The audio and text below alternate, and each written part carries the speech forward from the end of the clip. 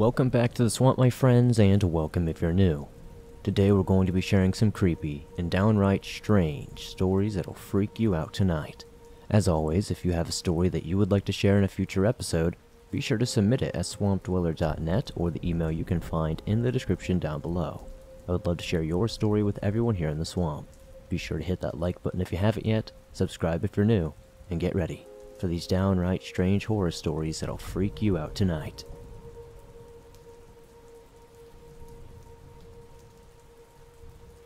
My Mother's Nursing Home Stories by Steven Universe X2.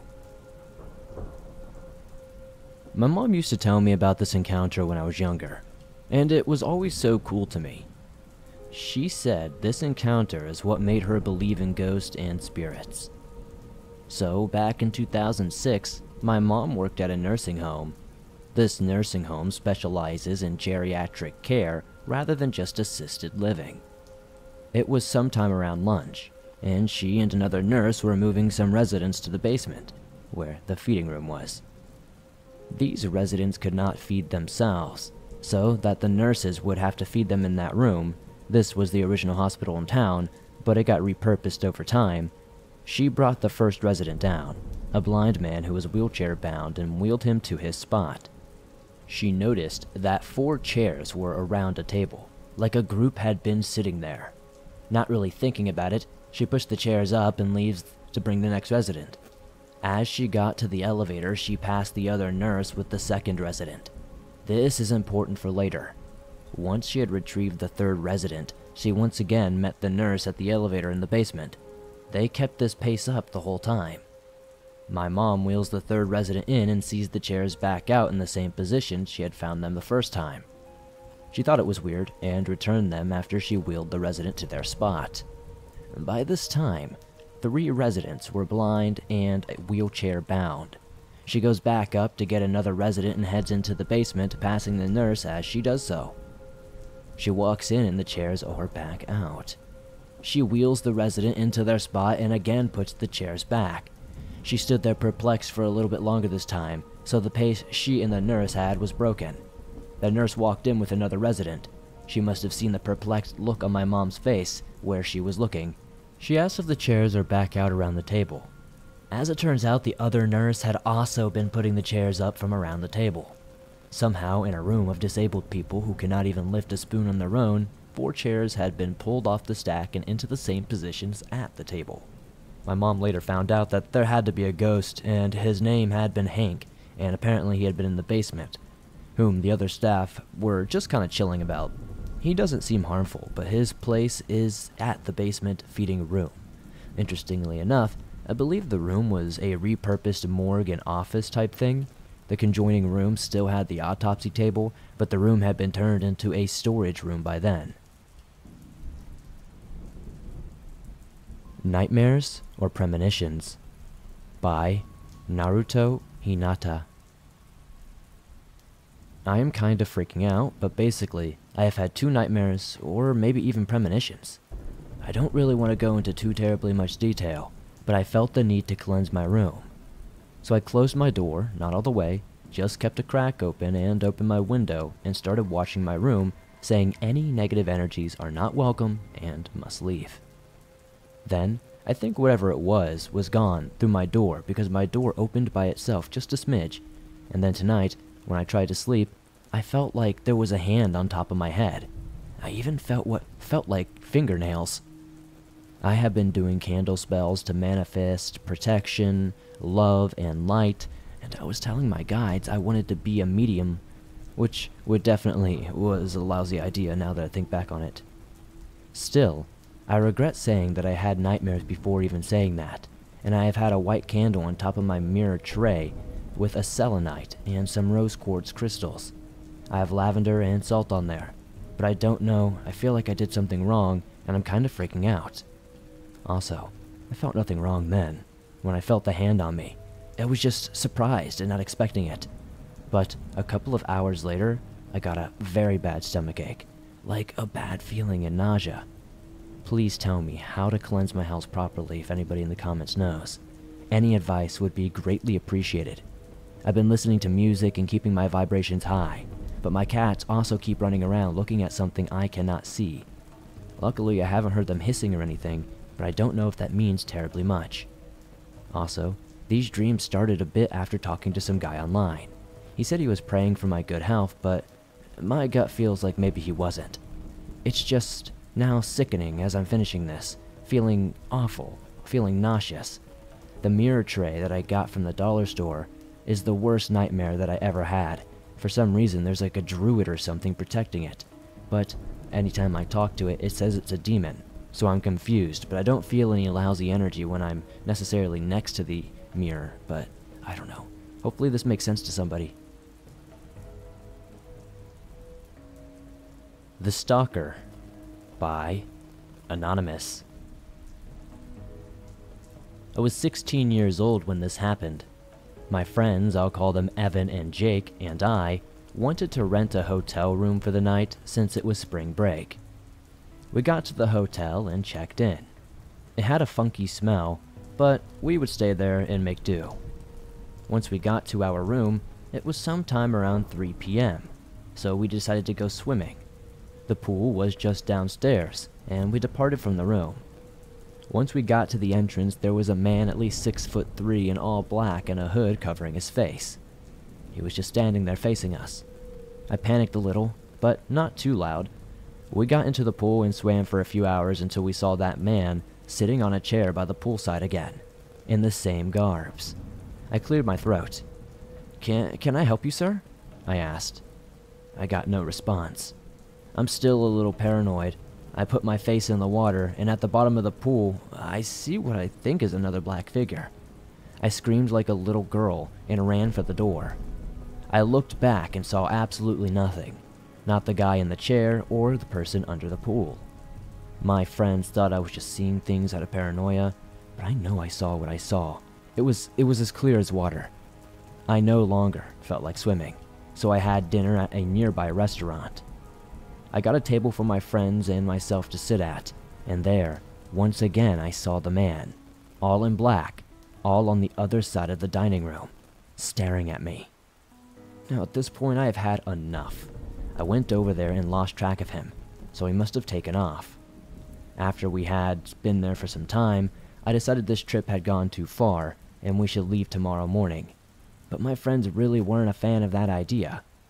Once it was 10:30, my friends and I dozed off in the hotel room. I woke up to some strange noises, and I saw a shadow person at the end of my bed. I calmed myself down and told myself it had to just be sleep paralysis. I was just freaking out. I went to bed and woke up again 30 minutes later to more noises. I was getting thirsty, so I reached under my bed and tried to grab my water bottle. And I was caught by something that has shocked me. What I grabbed was a hat. I was never more scared in my life. I couldn't help but scream at the top of my lungs, and I heard a voice say right next to my ear, "You're dead." I jumped out of bed and realized there was 2 men in black right there. I tried to fight them, but it was no use once they grabbed me and dragged me out of that room. I tried to scream, but one of them were covering my mouth. I passed out and later woke up on a stretcher. It turned out these guys knifed me while I passed out, and someone caught them. But the doctor said no one could see the guys who got me. I've always had a nightlight at night, so now I'm just extra paranoid and have multiple of them. I'm just glad I survived, but I still don't know what their intentions were. Well, aside from killing me.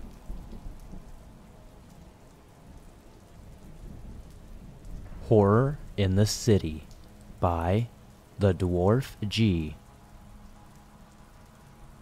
I should mention that I previously lived in a tiny town but attended high school in a considerably larger city. I never had a reason or the nerve to go out in the city on my own, so when my 2 friends wanted to hang out around town, I was nervous to say the least. However, I thought, what the hell? Why not? I'll be with them. What's the worst that can happen? We had a blast for a couple of hours after school, with some small scary incidents along the way, including walking through a store full of expensive statues and gemstones with a massive backpack protruding from my back. The original restaurant we wanted to go to was closed, forcing us to Subway. However, as it got darker, we all knew we had to get home, so we all enjoyed one last store and went on our separate ways. I waited outside the store, alone, in the dark, unafraid. Yet, I had told my mother where to find me, but she was hopeless with directions, so I had expected to be hanging around for just a while. I noticed a news camera stationed outside the store, which made me feel even safer. But about 10 minutes into the wait, I was approached by two men. My memory is fuzzy due to how freaked out I was, but this is what I remember. "Hey, do you know where the name of some town that I can't remember is?" I shook my head no. I was already nervous because I'm a paranoid person on the best of days, and this was not turning out to be the best of days. "Huh, come on," one man coaxed. "Listen, we'll give you a bag of jewelry if you help us," the other man said. Now I was genuinely freaking out. I glanced around and noticed the news camera and stepped a little closer to the line of sight of the lens. Listen, I stammered, trying hard not to stammer or show how freaked out I was. "I think it's that way and I don't need anything," I said, pointing in a random-ass direction. They glanced in the direction of my finger. They glanced back. "Can you show us?" "Again, we have a big bag of jewelry." I felt as if my heart had leapt into my throat. "No thank you, and my mom is coming to get me any second now." I declined as calmly as possible. They stared at me for a few seconds, then nodded, thanking me and heading off in the direction I pointed at. I kept well inside of the news camera until my mom picked me up. I didn't really relax or anything like that for at least a full week. I have no idea why they were so eager to give me that bag of jewelry. My first thought was that they stole it and wanted to throw the police off their trail by handing some of it off to me. The second was that they were trying to lure me away with the jewelry. Either way, it would have ended poorly for me if that was their goal. No one has ever really believed me about this, but I don't really expect them to. Ever since, I have never really felt comfortable in the city alone, in the dark, even though it's been multiple years now. And I now live in a decently sized city for college. I grew up in a very safe area for most of my young life. It was one of those neighborhoods where all the kids knew each other and often stayed out well after dark in the summers to play flashlight tag or search. Our biggest concern was calling our parents to let them know we would be sleeping over at our friend's house. I mention all of this to understand how terrifying my mother's story was to a relatively sheltered 16-year-old me. My mother was and remained one of the most muscular women I have ever known. She survived decades of mental, emotional, and I suspect in her early years physical abuse from my sociopathic father. When he tried to prevent her from getting away by refusing to help cover college expenses, she moved out and paid every cent independently. When a drunk redneck attempted to assault a friend of hers in a way that's not so good for YouTube, she gave him a hard right hook and dropped that pile of human garbage. And if people ever threatened her kid's safety, God help them. That woman would make Mama Grizzlies look friendly. So, as you might imagine, I never thought anything could scare this woman. But now I understand that even the bravest person can fear for their survival when monsters come out of the shadows. This takes place around 1985 in my home state of South Carolina. My parents had only been married for about 2 years, both very excited and determined to make something of themselves. They didn't have much money back then and rented a tiny apartment until they could save enough to buy a house. My mom hated that apartment. Precisely the large window in their bedroom that people from the street could easily see into. They wanted to put up curtains, but there were no rods and the landlord was a cheapskate who threatened to keep their deposit if they even put a dent in the wall. It annoyed them that they couldn't even have privacy in their own home. But they decided to ignore it since it was a short-term lease. This would be a very big mistake. Never ignore your gut. This open window would cause Mom to have nightmares for years after. And now, let me tell you about how a murderer first targeted my mom as a potential victim. My mom was an avid runner and a competitive cross-country athlete through high school and college. So, she often went for 3 or 4 mile-long runs in the evenings to clear her mind after work. She was running in a rural area, with few houses and a little traffic on the road. It was an area that high schools like to use in the fall for track and cross-country training.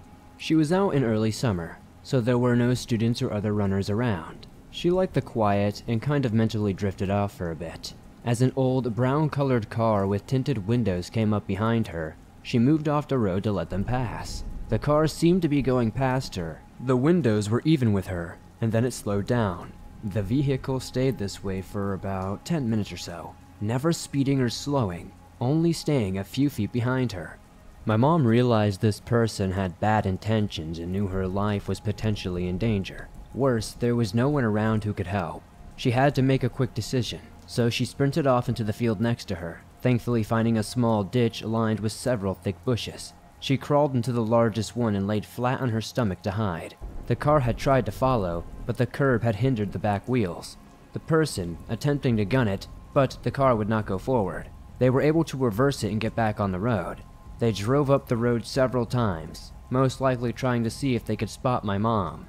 After 5 or 6 passes, they gave up and drove off. Mom was so scared she barely remembered to breathe, shaking and crying, waiting for this malicious person to get out of the car. Thankfully, they never did. After waiting 30 minutes and no sign of the car, she returned to her apartment as quickly as she could. My dad was home at the time and shocked to see her state. She told him what had happened and wondered if they should call the cops. My dad promised her he would take care of it and told her to take a long warm shower so she could relax. After all, this was home and he would never let anyone hurt her. Mom took that shower and started feeling better when she looked out their bedroom window. I think you can guess what she saw parked just outside. It was the same car. Utterly terrified, she screamed and my dad came running. She pointed at the car and he lost it. He bolted out of the apartment and ran towards the car, shouting that he would kill them if they even thought about touching his wife. Just to let you know, my dad was about 5'10" and thin as a rail, friendly and always ready to give a helping hand. He was not an intimidating figure to most people, but that day,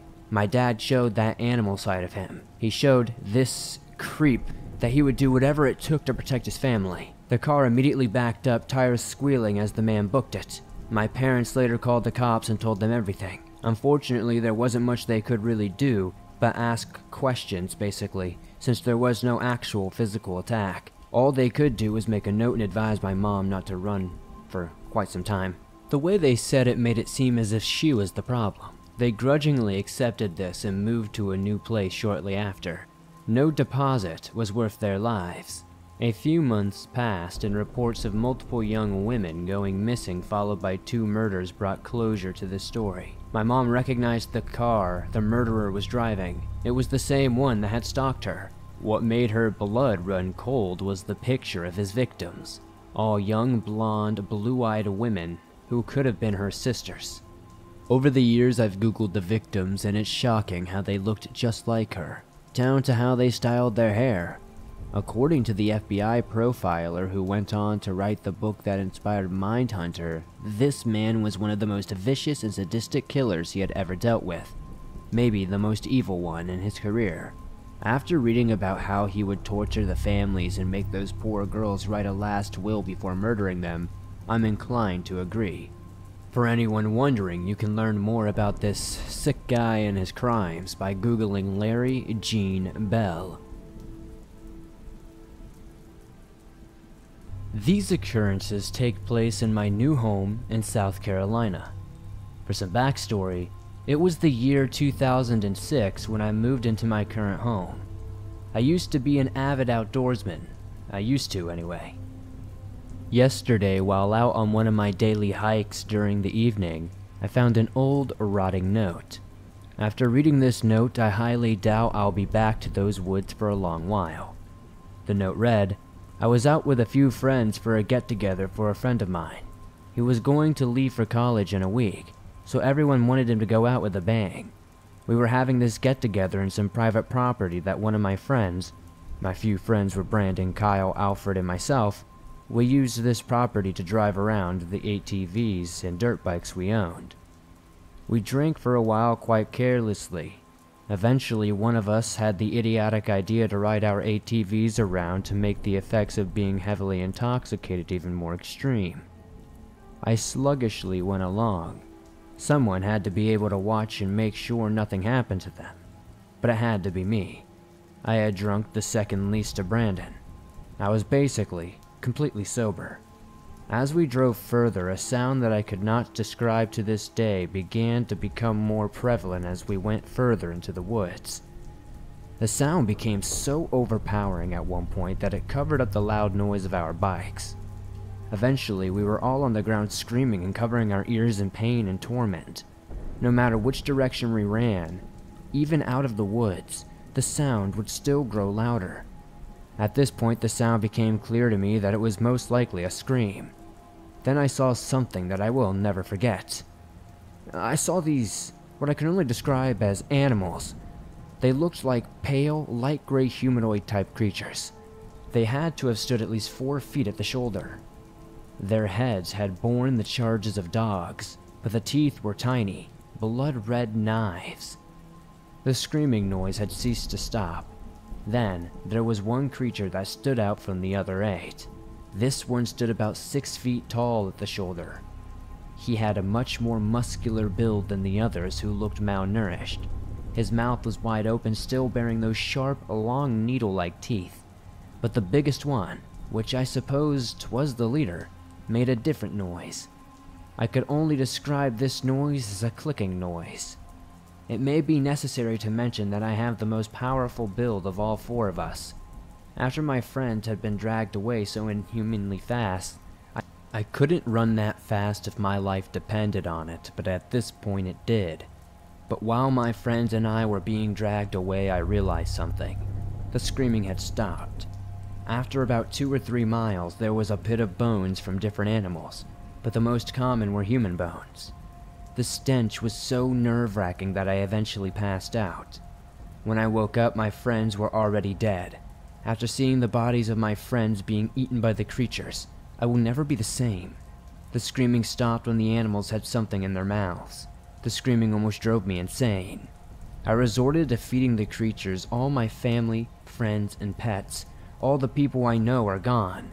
My family, friends, and even my pets are gone. I think the police are beginning to understand what is going on now. They have been showing up at my house more and more lately. The screaming won't stop. I have nothing to feed them except for myself. This is my suicide letter before I jump into the place where I keep the creatures away from all society. Anyone who finds this note, please drop the note now and run. I don't want anyone else to suffer my fate. Now, for whatever reason, I believe that this note is truly genuine more and more by day. A strange screaming noise has been coming closer to my home every night that I keep hearing. I don't know how much longer I'll be able to live here. Every night they just get a little bit closer, and a little bit closer. With my trusty revolver at my side tonight, I will most likely not be able to sleep. The sounds that I hear at night freak me out so bad that I can't sleep, and I have to somehow find some sort of prescription drug to make it work. I could hear a scratching noise at my door recently. I'm hoping that things are gonna improve before I get out of here, or hopefully at least hold off until I move. I plan to move back in with my parents in a few days' time. Wish me luck, because I sure as hell am gonna need it. Like I said, when I first found that note, I thought it was just some sort of short scary story, maybe something that somebody had put there to scare people.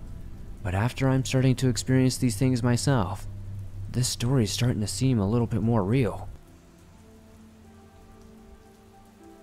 It was the summer of 2007, and my best friend and his girlfriend suggested I get a date, and we go to some local hot spots, which are natural hot springs, located deep in a nearby canyon, not too far from where we lived in Utah. Supposedly, these hot spots were excellent, super quick, and easy to get to. Just a short hike from where you would park your car off the main road, running through the canyon.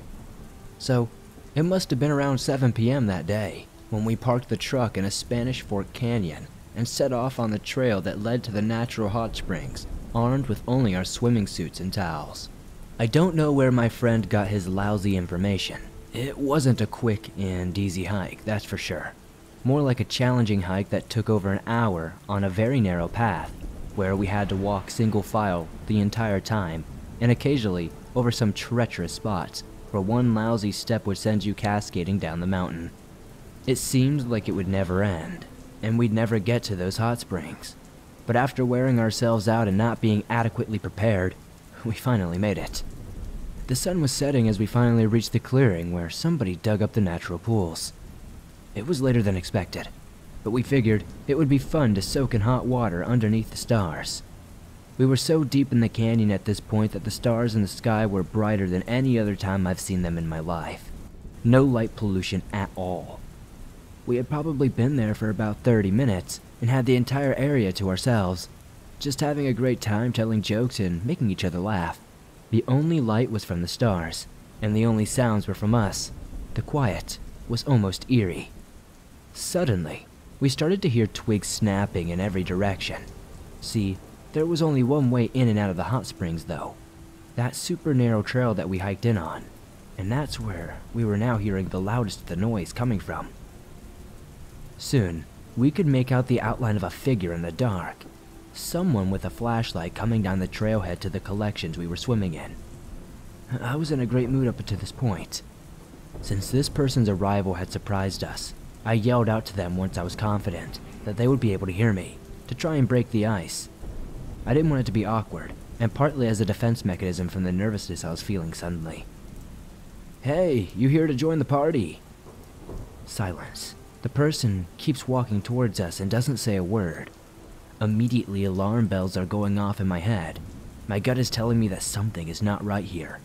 I try to ignore how I'm feeling and joke to our group about the person being a weirdo for not answering, but now everyone is on edge. As the person gets closer, we can start to make out more details of this guy. It's a man, above average size, dressed head to toe in black. This guy was wearing a hoodie and long pants in the middle of summer in Utah. Who does that? We noticed he's also wearing a black backpack before he gets to the clearing and turns off his flashlight. He continues walking towards us though. Now, there are a half dozen hot spots scattered around this clearing. There is no one else around except us. He has his pick of any of them to swim in. But no, he walked directly towards ours and sits down about 6 feet away from us where we were soaking. My friend has a lantern, so he hops up to the side of the pool and grabs it and turns it on. Something strange is that it seemed like the stranger was doing something weird before we turned on the lantern. He was ruffling through his bag, looking for something. One of us says something to him, and once again we get no response. My friend temporarily turns off the lantern, I assume because it's on low battery, and he doesn't want to wear it out. But once the light is out, the stranger in black unzips his backpack again and starts frantically looking through it. My friend immediately turns the lantern back on. The stranger quickly stops, zips the bag back up, and is acting like nothing is happening. My friend notices the stranger appears to be Hispanic, and she greets him in Spanish, which catches the stranger off guard, and he mumbles a response. My friend asks how he is doing, and what he is up to tonight. Did he come for a swim? At least that's what I assume from his tone. I don't speak Spanish very well, so I don't know exactly what the stranger's responses were, but they were very brief and not very friendly sounding. After asking a few more questions to the guy, my friend turns to me and our dates in the pool and says very quietly, but deadly seriously, "We need to go right now." Immediately we start getting out of the pool and drying off with our towels. The stranger asks my friend a question in Spanish, something like, "Oh, where are you guys going so quickly?" And while I surmise my friend is playing it off very calmly and like it's no big deal, I know he definitely felt differently. Then, again, he turns to us and says, "We're getting our things together and putting on our shoes. Maybe not going as fast as we could. We don't have time. Grab your stuff, we're going now." We don't ask questions. We grab our things and start practically running towards the trailhead as a group. As we look back, we see the stranger in black is getting his things together, getting up and starting to follow us. At this point, there is no illusion of what is happening. This guy has bad intentions and is chasing after us on this narrow trail all the way back to our vehicle. We know we have got an hour or more ahead of us until we are back to the safety of our car, and we don't have anything to defend ourselves with at all. We're still soaking wet. We've got a head start on him, which is a big help. I took the lantern and took the lead of the group. We got into a single file line and locked hands with each other, knowing that we would need it to keep moving as fast as we possibly could, but not too quickly, or we could fall to our deaths. The girls were behind me, with my friend at the back, who was giving us updates of where the stranger in black was doing, and telling us to move faster. He picked up the most prominent, the sharpest rock he could find, and prepared to kill this guy if he had to. I'm sure you can imagine the emotions that were running through all of us at the time. Obviously nobody wanted to hurt anybody. The girls were sobbing, trying to keep pace with me up front. I'm yelling back, "Watch out for this, watch out for that," and we're making our way into the darkness as fast as we can. I'm telling myself to stay calm so I don't scare the girls any more than they already are, while I'm also feeling an overwhelming sense of dread that I don't really know how to handle. I don't want to die this young. I'm only 19 years old. After what feels like an eternity, we finally see the main canyon road in our truck. We all run towards it as my friend unlocks it. We all get inside and we're all in shock at this point, and just start shaking uncontrollably. I tell my friend to start the car and start driving so we can get the hell out of here and never come back. I ask my friend, the one who is speaking Spanish to the stranger, "Why did you tell us to get out of there so quickly?" My friend answered that he purposely had been turning the lantern on and off because he noticed, when he did, the stranger was searching in his bag for something.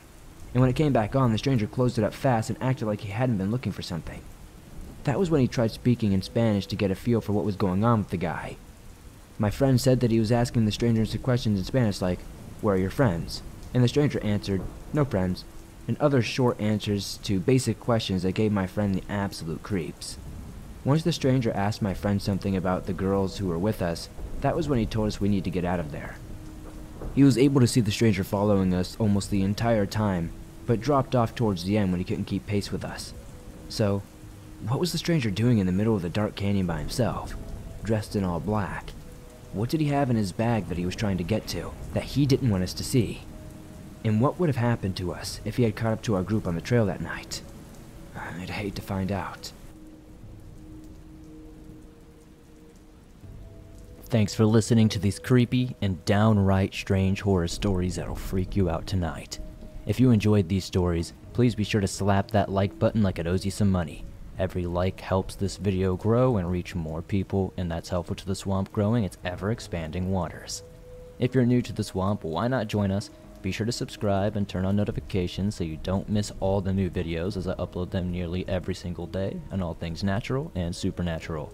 If you're on the go, but don't have YouTube Premium, but still want to download and listen to your favorite Swamp Dweller scary stories no matter where you are, you can download them absolutely free from Spotify, Apple Podcasts, Google Podcasts, and pretty much everywhere else you find your favorite podcast online.